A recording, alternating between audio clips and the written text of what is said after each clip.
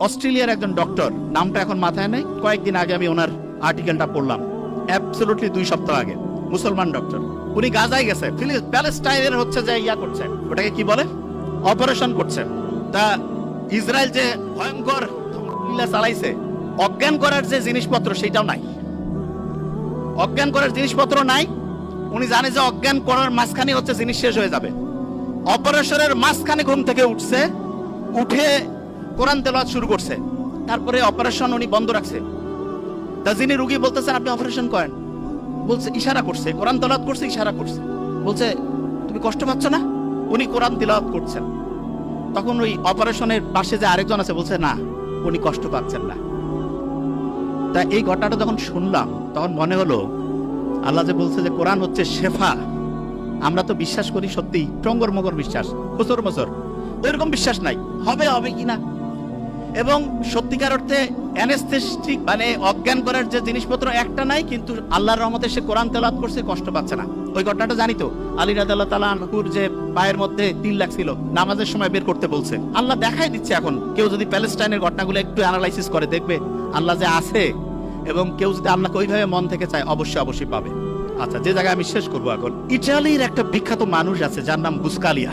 উনি যেখানে যাইতো ওনার কথা শোনার জন্য হাজার হাজার মানুষ এসে উপস্থিত হইতো। তো ওনাকে একদিন জিজ্ঞেস করছে যে আপনি এত কিছু জানেন কি করে? উনি বলতেছে যে আমাদের ফ্যামিলিতে আব্বার একটা অদ্ভুত নিয়ম ছিল। সেই নিয়মটা হচ্ছে এরকম, প্রত্যেক দিন রাতের খাবারটা আমার বাবা আমাদের সব ভাই বোনকে একসাথে নিয়ে খাইতো, এবং প্রত্যেক সন্তানকে তিনি আলাদা করে জিজ্ঞেস করতেন what did you learn for the day, আজকের জন্য তুমি কি শিখছো? প্রত্যেককে বলতে হইতো।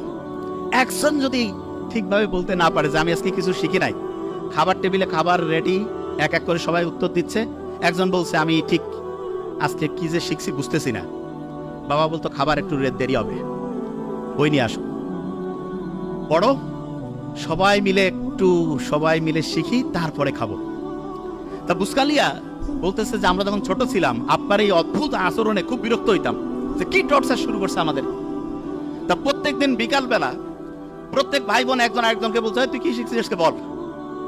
একজন যদি কেউ না শিখে, কারণ ওর জন্য সবারই খাওয়া বন্ধ, ওরে শিখতে হবে তারপরে খাবে, তখন প্রত্যেকেই একদম রেডি বসে সবাই বলা শুরু করে দিছে। এমন হয়েছে একসাথে কয়েকজন, তাড়াতাড়ি বলতে হবে, তাড়াতাড়ি খাইতে হবে, ছোট্টবেলায় যেটা হয়। তা আমি অভিভাবকদেরকে বলবো আপনি আপনার সন্তানের জন্য একটা কাজ করেন, জাস্ট ওয়ান। সেটা কি?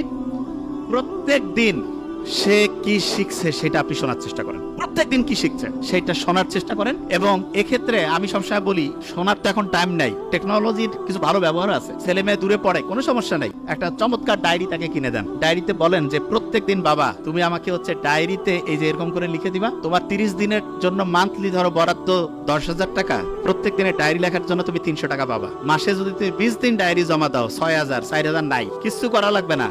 ছোট্ট মানুষ তো, সে চিন্তা করবে আমার এই টাকাটার দরকার আছে, ঠিক না? তুমি ডায়েরি লিখে দিবা না, তোমাকে কিছু করতে হবে না, ওকে ফাইন, দেখা যাবে তুমি 4,000 টাকা কম পেয়ে কিভাবে চলো। এবং এটা রেগুলার করতে হবে। আমার ছোট ভাই ওইখানে আছে ডক্টর নোবেল, তারা যখন কলেজে পড়তো আমি ওদেরকে রসুন আর গরুর মাংসের ঝোল দিতাম, আমি মেডিকেলে পড়তাম।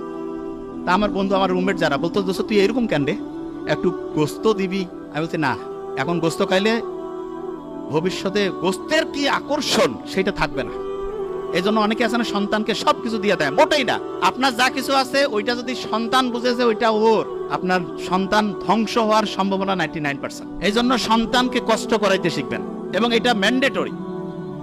এবং তাকে বুঝাতে হবে যে বাবা তুমি যেই ফ্যাসিলিটি পাচ্ছ এটা হচ্ছে এক্সট্রা, তোমাকে নিজে সবকিছু করে সামনে তোমার হিসাব, তোমার আমল তোমার হবে।